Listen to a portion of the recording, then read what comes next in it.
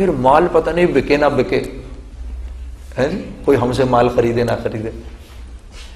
حلال میں ہمیں آگے کی دکھاتا ہے، حرام میں ہمیں ابھی کی دکھاتا ہے. ٹھیک ہے، کہتا ہے یہ بات تو صحیح ہے بالکل.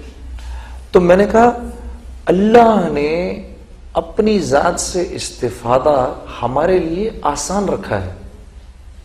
تجارت میں اللہ جل شانہ نے برکت رکھی ہے، سود میں اللہ جل شانہ نے بے برکتی رکھی ہے.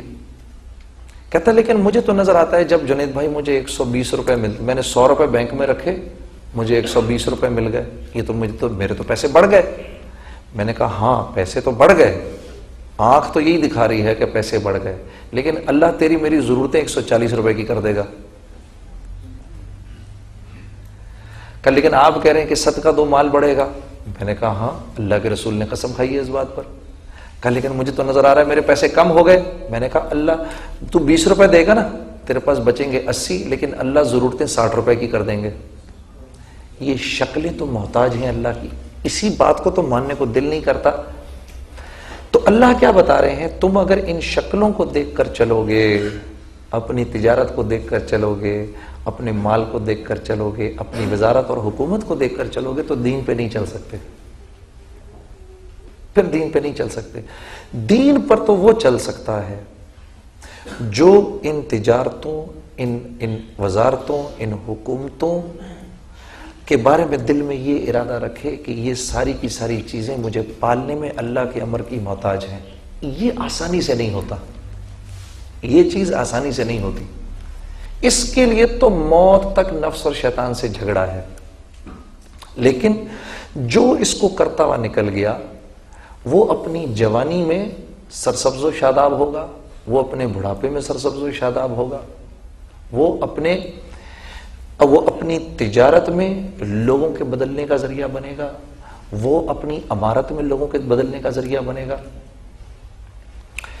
اب یہاں جتنے لوگ بیٹھے ہیں سب یہ کہہ رہے ہیں یار ہم ایک ایسے معاشرے میں رہنا چاہتے ہیں جو معاشرہ ایک سرسبز و شاداب معاشرہ ہو، اس میں سچ ہو، اس میں جھوٹ نہ ہو، اس میں لوگ ایک دوسرے کی عزت کریں، اس میں لوگ آپس میں محبت سے رہیں، اس میں حلال کمائی ہو، اس میں عورتیں پردے میں ہوں، اس میں فلاں فلاں فلاں فلاں.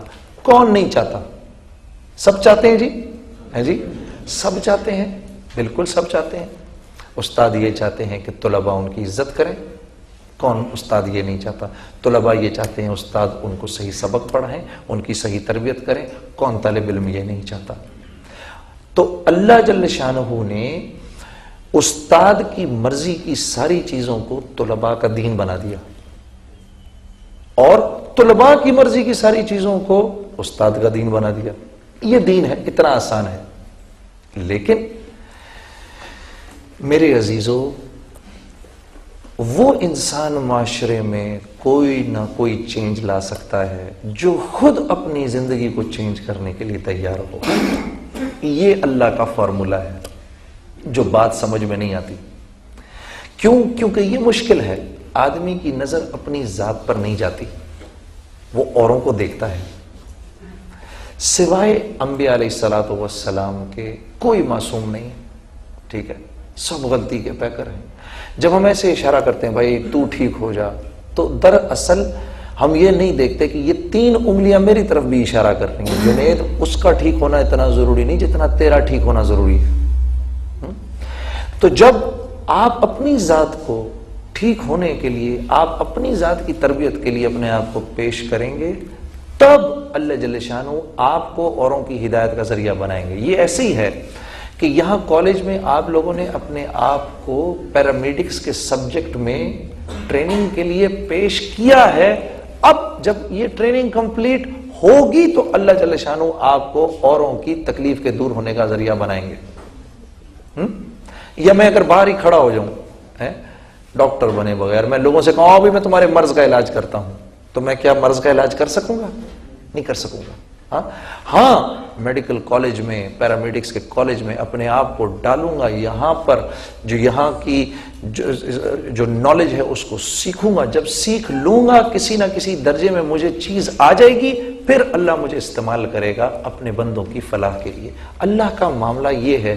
یہ بات ہمیں دنیا کے معاملے میں تو سمجھ آتی ہے، دین کے معاملے میں سمجھ نہیں آتی. ہم ہر ایک کو ٹھیک کرنے کے چکروں میں ہیں. یہاں ابھی کسی کو کھڑا کرو، وہ آپ کو بتائے گا مسلمان ایسے ہیں، مسلمان ایسے ہیں، مسلمان ایسے ہیں، مسلمان یہ بھی ہے، مسلمان یہ بھی ہے، مسلمان یہ بھی ہے، 50 اور گنوائے گا. تو یہ کس کو نظر نہیں آ رہا؟ اس سے تو مسئلہ نہیں حل ہوگا نا. مسئلہ تو یوں حل ہو کہ ہم یہ پتہ چلے ہمیں کہ اس کا حل کیا ہے. اس انبیاء علیہ الصلوۃ والسلام معاشرے کے مسائل کا حل لے کر آتے تھے. یہ میرا تمہارا کام ہے. بحیثیت مسلمان ہم نے اس معاشرے اور ساری انسانیت میں جتنے بھی معاشرے ہیں اور جتنے بھی لوگ ہیں ان سب کی فلاح کا فارمولا میں نے آپ نے دینا ہے سب کو. میں اور آپ اس کام کے لیے آئے ہیں اس دنیا میں. اس کام کے لیے ہمیں اور آپ کو بہترین امت کہا اللہ نے.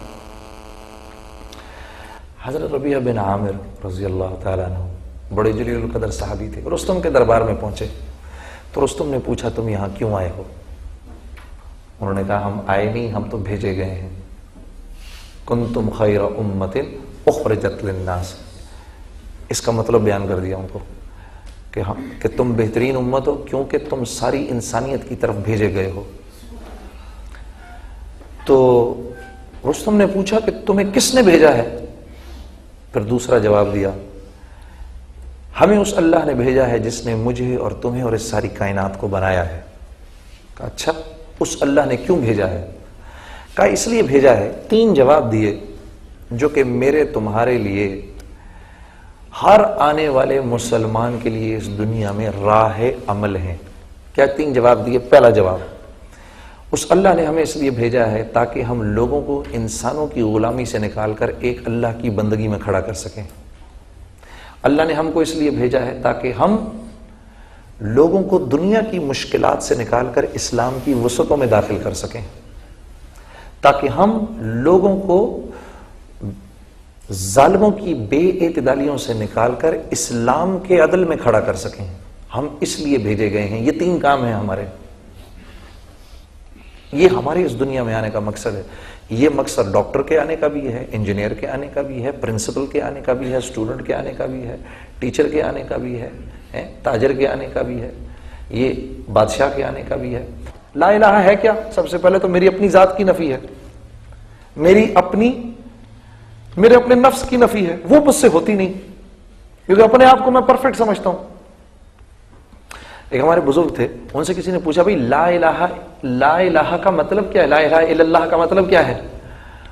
انہوں نے کہا لا الہ الا اللہ کا مطلب ہے اے اللہ میں میری من چاہی نہیں پہ نہیں چلوں گا، رب چاہی پہ چلوں گا. من چاہی پر نہیں چلوں گا، رب چاہی پر چلوں گا. اب یہ کیسے کروں میں؟ یہ تو مانتا ہی نہیں دل اس بات کو. مجھ سے بڑا تو افلاطون ہے ہی کوئی نہیں. میں کیسے اپنی منمانی چھوڑ کر جنید جمشید کے بتانے پر چلوں، یا مولوی طارق جمیل کے بتانے پہ چلوں، یا فلانے کے بتانے پہ چلوں، یا فلانے کے بتانے پہ چلوں؟ میں تو خود سب سے بڑا افلاطون ہوں. اس چیز نے شیطان کو مروا دیا. جب اللہ نے کہا نا سجدہ کرو آدم کو، تو اس نے کہا یہ مٹی کا بنا ہوا کل کا بچہ، میں اس کو سجدہ کروں؟ میں آگ کا بنا ہوا. سجدے کے لیے 100 سال فرشتے حضرت آدم کے سامنے پڑے رہے سجدے میں. 100 سال. یہ 100 سال تک منہ پھیر کے کھڑا رہا، میں نہیں کروں گا. اللہ نے موقع دیا، ابھی بھی کر لو، ابھی بھی کر لو، ابھی بھی کر لو، ابھی بھی کر لو. 100 سال کا موقع دیا. پھر پوچھا، ایک دم باہر نہیں نکالا، پھر پوچھا تو نے کیوں نہیں سجدہ کیا؟ اس وقت ہی کہہ دیتا یا اللہ غلطی ہو گئی. تو اللہ کو دلیل دی اس نے، جیسے ہم آج دلیل دیتے ہیں. جنید صاحب 1 منٹ، آپ کے یہ کہاں سے یہ بات، یہ کیسے، یہ اس کی کیا دلیل ہے اس بات کی؟ مسلمان آج اللہ کے حکموں پر دلائل مانگتا ہے. دلیل دے مجھے آپ. اس نے اپنے علم سے ایک چیز کو مرتب کیا. اس کے علم کا اور میرے علم کا کیا مقابلہ؟ یہ ایسے ہی ہے جیسے میں اپنے 1.5 سال کے یا 1 سال کے بچے کو وہ آگ میں ہاتھ ڈالنا چاہ رہا ہو، میں اس کو روکوں تو کہ ابا تو مجھے کیوں روکتا ہے، پہلے دلیل دے مجھے اس بات کی کہ تو مجھے کیوں روک رہا ہے تو اس آگ میں ہاتھ ڈالنے سے. ہاں تو میں اس کو دلیل دوں گا یا ایک اس کو چپت رسید کروں گا؟ تو اس بچے کی اور میری عقل میں تو کچھ موازنہ ہو سکتا ہے، بندے اور رب کی علم میں اور عقل میں کیا موازنہ ہو سکتا ہے؟ اللہ نے جب عقل کو پیدا